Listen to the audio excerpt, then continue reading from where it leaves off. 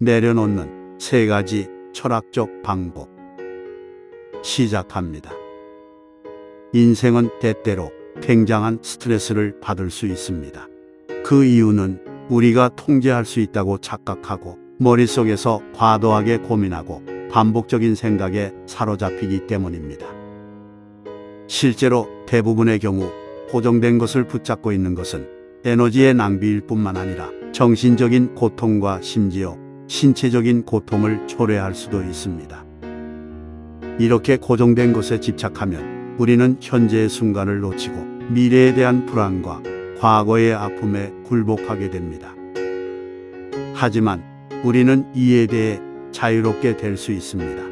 우리는 과거의 짐을 떠안고 다니지 않아도 되며 미래에 대한 걱정에 사로잡히지 않아도 됩니다. 현재의 순간에 집중하여 삶을 즐기고 현재를 최대한 활용해야 합니다. 지금부터 삶의 무게를 내려놓는 3가지 철학적 방법을 알려드리겠습니다. 첫 번째 방법은 무의미한 것에 대한 인식입니다. 무의미한 것들은 스토아 윤리에서 미덕과 악덕에 해당하지 않는 요소로 분류됩니다. 많은 사람들이 이러한 무의미한 것들에 사로잡히고 있는데 이것들이 그들의 주요 관심사가 되었다고 할 만큼 많은 사람들이 이에 집착하고 있습니다.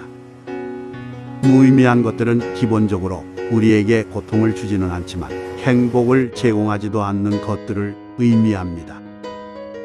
선호되는 무의미한 것들 중에는 재산, 명성, 물질적인 소유 등이 포함됩니다. 이러한 것들은 우리의 통제를 벗어나며 지속적인 만족감을 제공하지 않는다는 점에 주목해야 합니다. 또한 이러한 것들이 없어도 우리의 행복을 방해하지 않을 수 있다는 것도 인식해야 하죠. 고대 스토아 학설에 따르면 세네카는 이에 대해 몇 가지 현명한 말씀을 하고 있습니다.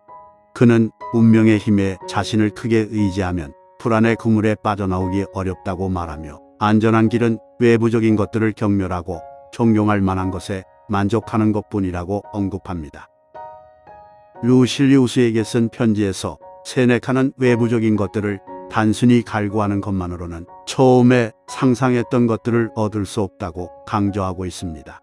외부적인 것들의 기쁨은 항상 일시적이며 탐욕스러운 손은 종종 실망하고 아무것도 얻지 못하게 됩니다. 따라서 우리가 알고 있는 바로는 선호되는 무의미한 것들은 실제로는 과대평가된 것이며 이러한 것들 없이도 행복할 수 있다는 사실을 깨닫게 된다면 우리는 이러한 것들을 지나치게 추구하지 않을 수도 있습니다. 적어도 우리는 마음의 눈을 뜨면 이러한 것들이 세상의 끝이 아니라는 것을 알 수 있을 것입니다. 두 번째는 모든 것은 사라진다는 진리입니다. 인생은 불안정하고 변화무쌍한 것입니다. 그리고 우리가 소중히 여기는 것들도 결국은 사라질 운명이라는 것을 인식해야 합니다.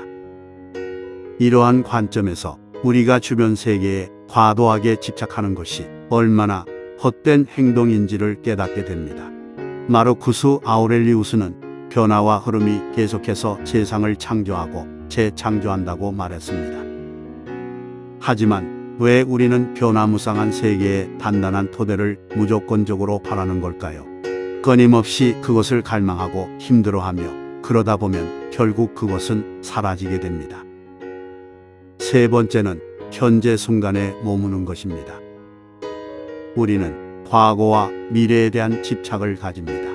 과거는 삶의 교훈을 얻는 원천이 될 수 있고 미래는 계획을 세우는 대상이 될 수 있죠. 그러나 문제는 어떤 사람들이 현재 순간을 완전히 놓치고 과거나 미래에만 집중한다는 점입니다. 미래에 대한 걱정으로 인해 그들은 긴장하고 때로는 마비되기도 하며 과거의 짐을 어깨에 짊어져야 하는 상황에 처합니다. 마르쿠스 아우렐리우스는 사람들이 현재 순간을 놓치는 것을 알고 있었습니다. 그는 현재는 모든 사람에게 동일하며 그 손실도 모든 사람에게 동일하다는 사실을 명확히 알아야 한다라고 말했습니다. 우리는 과거나 미래를 이룰 수 없습니다. 어떻게 가지고 있지 않은 것을 이룰 수 있을까요? 놓아주는 것은 말 그대로 여러분이 가지고 있지 않은 것을 놓아주는 것을 의미합니다. 여러분은 머릿속에서 이러한 생각을 가지고 있을 수 있지만 그 생각은 마음의 창조물에 불과하며 그것들은 단지 환상, 상상에 불과합니다. 마음은 훌륭한 도구입니다. 스토아 하파는 이성적인 사고를 동물들과 구별짓는 인간의 선물로 보며 우리가 덕을 지닌 삶을 살 수 있게 만들어준다고 했습니다.